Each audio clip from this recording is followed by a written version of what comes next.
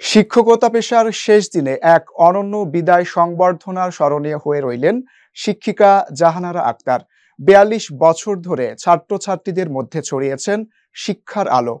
সেই ছাত্রদের মধ্যে কেউ এখন সরকারের ঊর্ধ্বতন কর্মকর্তা, কেউ জনপ্রতিনিধি, কেউ বা দেশের সুনামধন্য ব্যবসায়ী।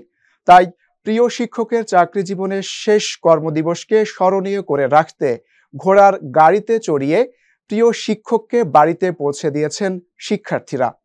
টাঙ্গাইল থেকে রাব্বি খানের প্রতিবেদনে বিস্তারিত। অশ্রুসজল শিক্ষার্থীদের চোখ, অপলক তাকিয়ে মঞ্চের দিকে। একজন মমতাময়ী শিক্ষককে বিদায় দিচ্ছেন তারা। এই আয়োজনে বর্তমান শিক্ষার্থীদের পাশাপাশি সাবেক শিক্ষার্থীরাও যুক্ত হয়েছেন। জাহানারা আক্তার টাঙ্গাইলের মির্জাপুরের নগর ভাদ্রগ্রাম সরকারি প্রাথমিক বিদ্যালয়ে যোগ দিয়েছিলেন 1983 সালে। দীর্ঘ ৪২ বছর ধরে নিষ্ঠার সঙ্গে শিক্ষকতা করে আসছিলেন তিনি। আজ তার অবসর উপলক্ষে বিদ্যালয় প্রাঙ্গণে আয়োজন করা হয় এক আবেগঘন সংবর্ধনা অনুষ্ঠানে। ম্যাডামকে অনেক মিস করব, তিনি অনেক ভালো পড়াতেন, খুব ভালো একটা ম্যাডাম ছিলেন তিনি। হ্যাঁ, অনেক খারাপ লাগতেছে, খুব ভালো পড়াতো, খুব খারাপ লাগছে ম্যাডামের বিদায়ের জন্য। ম্যামটা খুব ভালো ছিল। আমি যখন ক্লাস শিশুতে পড়ছি তখন ম্যাডাম আমাদের শিশুর ক্লাস নিয়েছে, আমাদেরকে অনেক ভালোবাসা দিয়েছেন।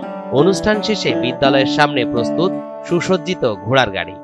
শিক্ষার্থীদের সারি ফুল ছিটিয়ে সম্মানের সঙ্গে তুলে দেওয়া হয় ঘোড়ার গাড়িতে। সব মিলিয়ে এক আবেগময় দৃশ্য। এমন রাজকীয় বিদায়ের আয়োজন দেখে মুগ্ধ সবাই। জাহানারা ম্যাডাম সম্পর্কে আসলে বলে শেষ করা যাবে না।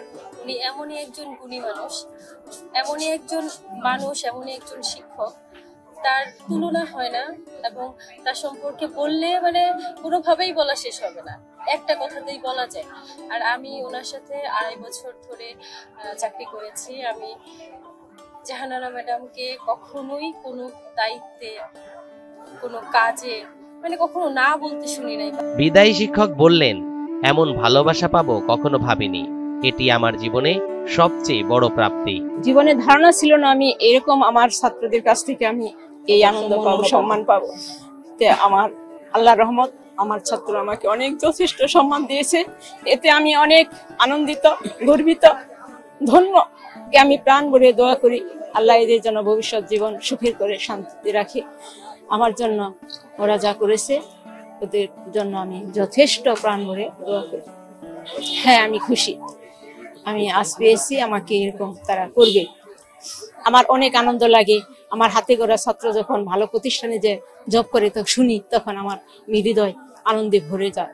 টাঙ্গাইল জেলা প্রাথমিক শিক্ষক সমিতির সভাপতি বললেন, সমাজে শিক্ষকের মর্যাদা ও অবদানের স্বীকৃতি দিলে আগামী দিনে সুন্দরভাবে দেশ গড়া সম্ভব। আমি নিজে একজন শিক্ষক হিসেবে গর্ববোধ করছি। শিক্ষকের সম্মান এরকম হওয়া উচিত। দীর্ঘ ৪২ বছর অকাতরে জাহানারা ম্যাডাম এই এলাকায়, অঞ্চলের গরিব দুঃখী মানুষের ছেলেমেয়েদের লেখাপড়ার জন্য অক্লান্ত পরিশ্রম করেছেন। আমি প্রাথমিক শিক্ষক সমিতি টাঙ্গাইল জেলা বিজেপি জেলার সভাপতি হিসেবে এই অঞ্চলের সাবেক শিক্ষার্থী এবং এলাকাবাসীকে ধন্যবাদ জানাই।